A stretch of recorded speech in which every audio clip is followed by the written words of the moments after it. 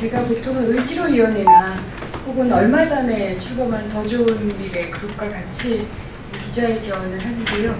오늘은 제가 좀 급하기도 하고 그 환노위장에서 제가 의사진행 발언으로 밝힌 내용을 이제 시작하겠다라는 점을 좀 분명히 밝히고 싶어서 개인적으로 기자 인터뷰를 자청을 했습니다. 오늘 제가 오전 환경노동위원회 전체회의에서 의사진행 발언을 통해서 정의와 진실의 실현을 위한 쌍용차 국정조사를 2월 임시국회의 우선 안건으로 상정해 줄 것을 공식적으로 요청했습니다. 이에 대해서 신계륜 위원장께서 여야 간사 간의 협의 및 원내대표에게 공식적으로 요청을 해보겠노라는 답변을 주셨습니다. 하지만 이것이 실현이 될지는 아직 미정입니다.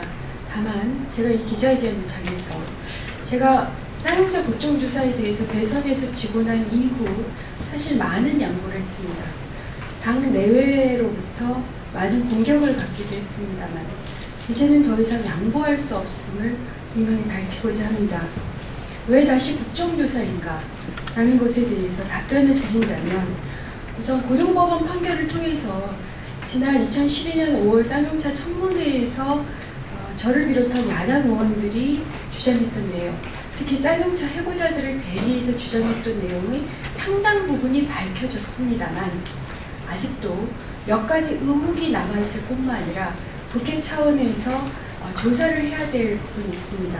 첫 번째로 회계 조작과 관련된 겁니다.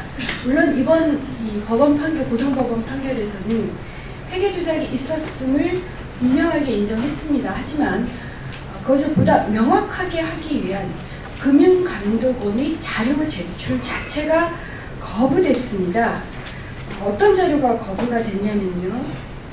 이미 작년에 의회에서 1심과 2심 재판부에 서로 다른 안진 회계법인의 감사 조서를 제출했고 이에 더해서 금감위에도 회사가 다른 감사 조서를 제출했다는 의혹, 즉 회계와 관련해서 서로 다른 조서가 감사 조서가 존재한다는 의혹이 제기된 바 있습니다만 이에 대해서 재판부가 이 감사 조서 문서 제출을 요청을 했고요.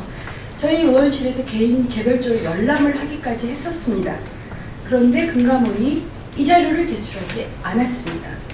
두 번째로 지난 2011년 쌍용차 지부가 금감원의 그 유형자산 손상차손 가다 계산, 즉 회계 조작 문제에 대해서 질의를 했고 이에 대해서 금융감독원이 2012년 5월경 80억 원 정도의 과다 계산한 측면은 있지만 이는 회계 관행상 오차 범위 내에 있는 것으로 문제가 없다고 국가기관이 공식적으로 회신을 한 바 있습니다.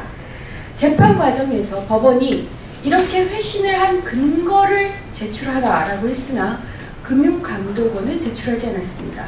아시겠지만 대법원 판결이 남아 있습니다. 이 대법원 판결에서 쌍용차의 정리해고가 원천 무효이며 회계가 조작되었음을 보다 분명하게 입증하기 위해서는 금융감독원이 법원에 제출하지 않은 이 자료의 조사와 제출이 필요합니다. 이것이 국정조사가 필요한 첫 번째 이유이고요. 두 번째로 당시 정부와 검경이 공안대책회의를 통해서 쌍용차 노동자들의 파업을 불법 파업으로 단정하고 당시의 정리 해고를 반대했던 그런 노동자들을 폭도로 매도한 바 있습니다. 그러나 청문회 과정에서도 이에 대한 사실관계가 쟁점은 되었으나 면밀한 사실관계가 드러나지 않았고 또한 책임자 처벌조차도 유야무야되었습니다. 이 역시 사회적 숙제로 남겨졌다고 생각을 합니다. 즉 어떻게 해서 폭도로 매도를 했는지, 누가, 어떻게, 언제, 어떤 근거에 따라서, 그리고 그에 대한 책임은 누가 져야 되는가에 대한 쟁점이 여전히 해소가 되지 않고 있습니다. 세 번째로 이 남은 문제가 하나 더 있는데요. 명예회복과 관련된 겁니다. 아시겠지만 2646명의 노동자들이 거리로 내몰렸고요. 그 중에 24명은 자살하셨습니다. 이 피해 당사자들뿐만 아니라 그 가족들이 겪었던 상상할 수 없는 정신적, 심리적, 물질적 피해에 대한 조사는 아직도 제대로 되어 있지 않고요. 그리고 그것을 누가 어떻게 어느 정도 선에서 배상해야 되는가에 대한, 그리고 이들의 명예를 누가 어떤 방식으로 회복시킬 것인가에 대한 문제도 여전히 남아 있습니다. 이분들을 아버지로 둔 아이들은 학교에서 자기 아버지가 폭도다 라는 얘기를 듣고 자랐습니다. 이 아이들을 위해서도 저는 이 노동자들을 폭도라는 누명을 벗겨주고 가족들의 명예를 회복하며 그에 대한 국가적 배상을 해야 된다고 생각합니다. 이런 크게 세 가지 점에 따라서 저는 당장의 국정조사가 실시되어야 하며, 또한 이것은 여야 모두가 공약을 한 사안이었습니다. 여당에서도 쌍용차 국정조사를 약속을 했고요. 민주당도 단 한 번도 쌍용차 국정조사가 당론이라는 사실을 부정한 적이 없습니다. 그렇다면 판노위에서 쌍용차 국정조사 결의안을 합의하여 제출해야 될 뿐만 아니라 현재 여야 원내대표가 그것에 대한 논의를 시작해야 합니다. 저 역시 개인적으로 국회의원들 그리고 시민들에게 쌍용차 국정조사를 위한 강범위한 서명과 동의를 촉구를 하는 그러한 행동을 하겠습니다. 제가 며칠 전에 평택의 김제동 토크쇼에 갔었습니다. 1,600명의 사람들이, 시민들이 오셨고, 그 중에는 쌍용차 직원 및 가족들이 굉장히 많았습니다. 정말 오랜만에 서로 좀 웃었습니다. 하지만 아직도 많은 분들이 불안해하십니다.